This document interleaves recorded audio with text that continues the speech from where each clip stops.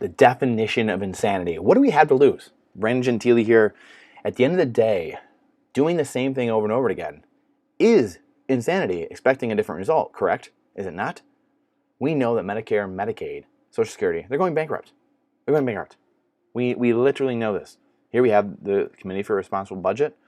So they're ones telling us they're going bankrupt.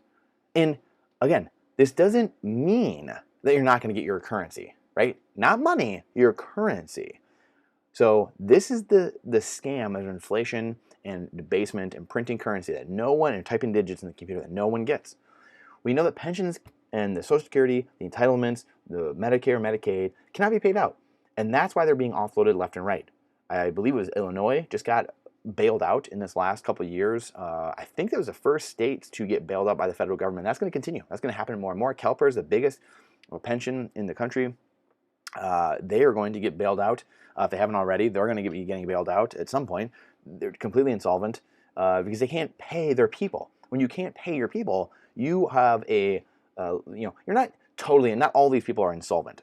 They have liquidity problems. They can't pay out the holder. So what happens is you're going to have to get bailed out by the government printing currency. So they can't meet their obligations. There's companies, countries all across the state, or the country, and all across the world that can't meet their obligations are already getting bailed out, which means the taxpayers paying the pension holders through higher inflation and higher costs. So this is the name of the game. It's bailouts. And if you read The Creature from Jekyll Island, it's bailouts. Bailouts are the name of the game. They're going to continue getting bailed out at the detriment of the taxpayer. The taxpayer is going to foot the bill for all these things and every citizen. So you are going to be paying through higher prices, through shrinkflation, so buying a box of cereal for the same price but it has half as much cereal in it, or you're going to be paying double, 5, 10x. Look at Zimbabwe, right? Weimar Republic. Look at Venezuela. Look at Argentina. All these countries have gone through these similar situations. This is what happens over time. It's not going to happen all tomorrow, but this is where things are going. And this is the point that Bitcoiners make constantly is, why would you save in a currency that's being devalued, right? You're going to get wealthier over time by holding hard assets. And this is why people traditionally have gone into gold and silver, bought real estate, bought stocks. They were things of value. And that's why the wealthier get wealthier, the top 1%, the top 5%, and the rest of the people just get slaughtered because they're trying to hold dollars. The things that they can save, which not everyone can even save that much, but what they can save, they hold in dollars. They hold in pensions and 401ks. They hold in bonds. They hold in just cash in their bank, and it gets destroyed over time. That is really the crux of the problem, and why that wealth gap keeps increasing, which I think, as we've been saying for a while now, this is the biggest threat to humanity, is the increasing wealth gap. It's not crazy stuff that Klaus Schwab saying at the World Economic Forum. It's the wealth gap that is perpetrated by Klaus Schwab, by the central banks, and by the government that we largely vote in. And these people continually sell us out and destroy our currency, destroy our time, and take and steal through theft our time and energy. That's what debasement is. That's what currency printing is. That's what melting coins down are. That's what coin clipping is. It's stealing your time and energy, because that's what money is at the end of the day, right? We're going to say this dang near every video. Money is your time and energy. It's a container for it. And when you use fiat currencies, there's a hole in that container that leaks out. Inflation. That's what inflation is. When you have Bitcoin, or it was gold and silver for thousands of years, you had a pretty finite container, a pretty sealed up, sturdy container. With Bitcoin now, we have a perfectly finite container where there are no holes, there are no gaps. It's perfectly sealed, like a Faraday cage, Faraday box. Nothing can get in, nothing can get out. And you're holding that purchasing power, and it increases over time as they print currency. And as other assets get demonetized and a premium accrues to Bitcoin in your container. And you, being a holder of those coins in the network, you are the ones that benefit from that scenario instead of losing from that scenario in fiat currencies. Again, we just talked about Wells Fargo getting smoked with almost $4 billion in fines. These clowns, these banks, they're the ones continually railroading people left and right through direct defraudment or indirect through inflation, through fractional reserve lending, and all these scams that go on. And the average person has never been able to do anything about it until now. Now we can do this. Now we can do something about it, right? Isn't the definition of insanity doing the same thing over and over and expecting a different result? Why would we go down the same road? What do we have to lose at the end of the day? Like, we are going down a track, like in Back to the Future, and it's out ahead. Clayton Ravine is coming up, and it's coming up fast. We're going 88 miles an hour, and it's out.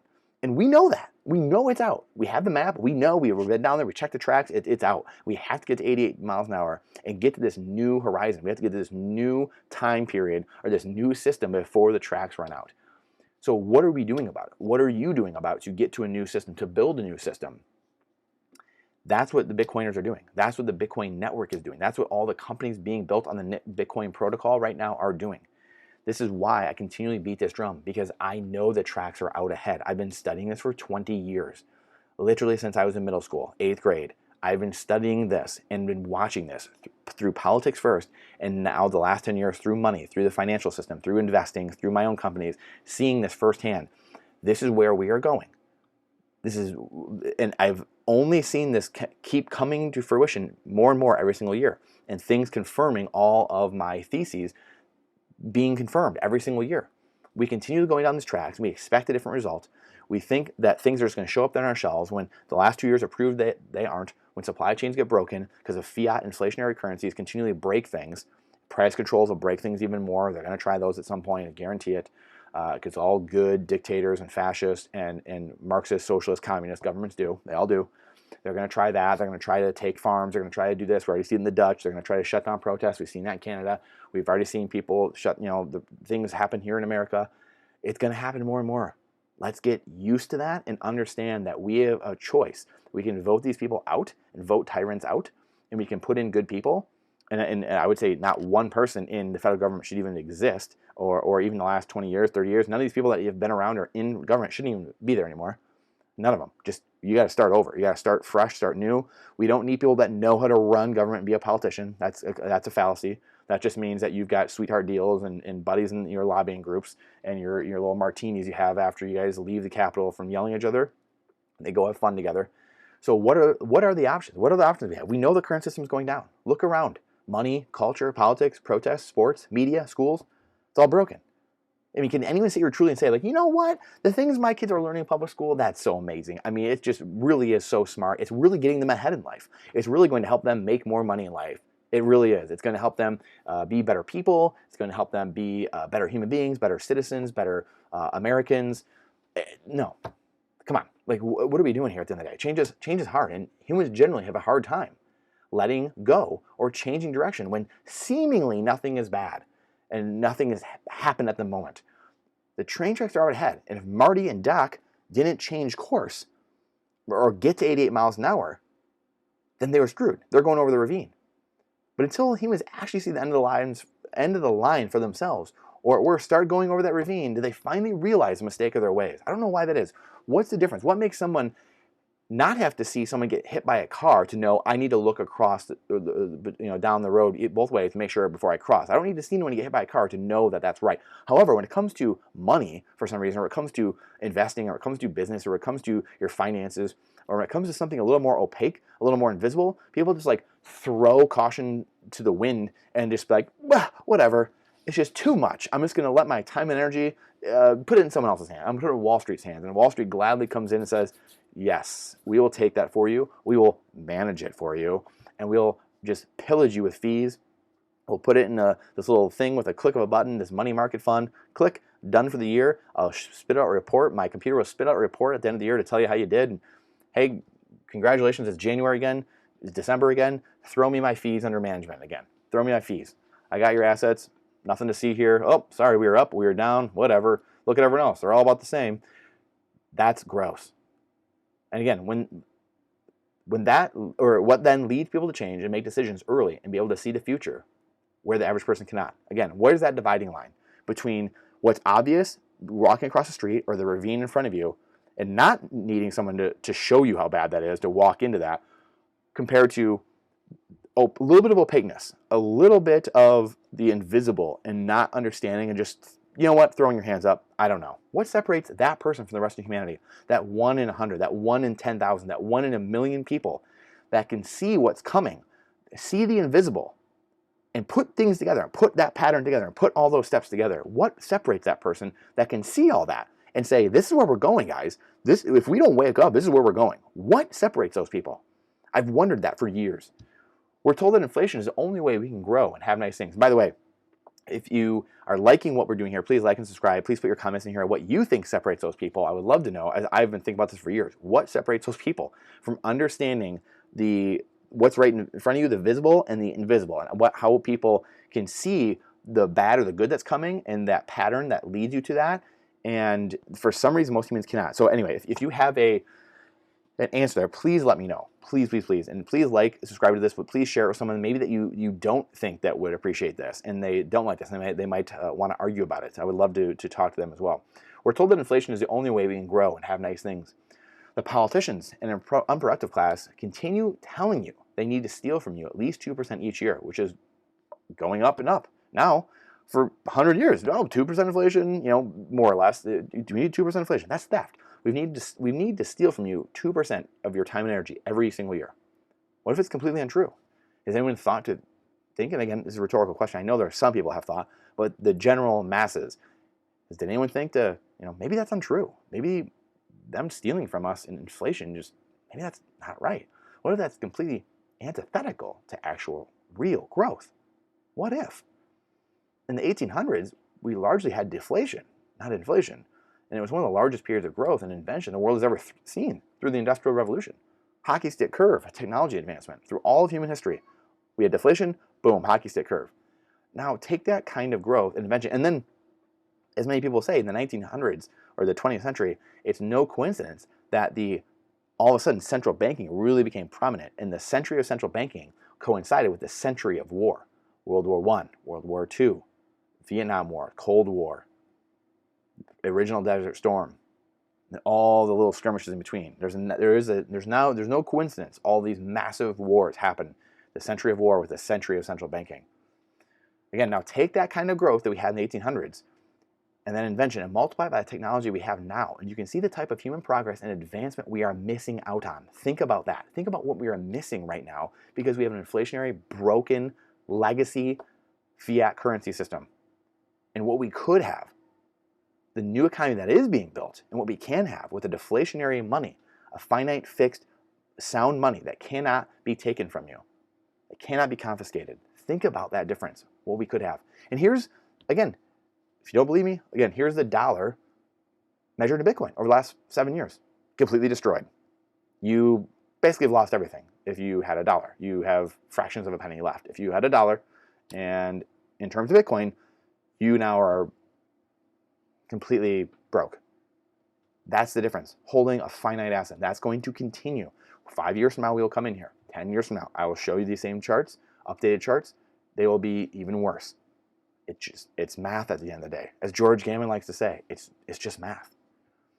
If it ain't broke, don't fix it though, right, Brandon? I mean, come on. What do you have to lose though from jumping into a new system that's potential for incredible growth? That's great, upside. But at the very least, keeping your wealth safe and sovereign and immutable, unconfiscatable. Those are the things that are most interesting to me. Great. Incredible growth, that's wonderful. Number go up technology, that's great. That's all and well. Beautiful. But I think that's the least interesting aspect is price.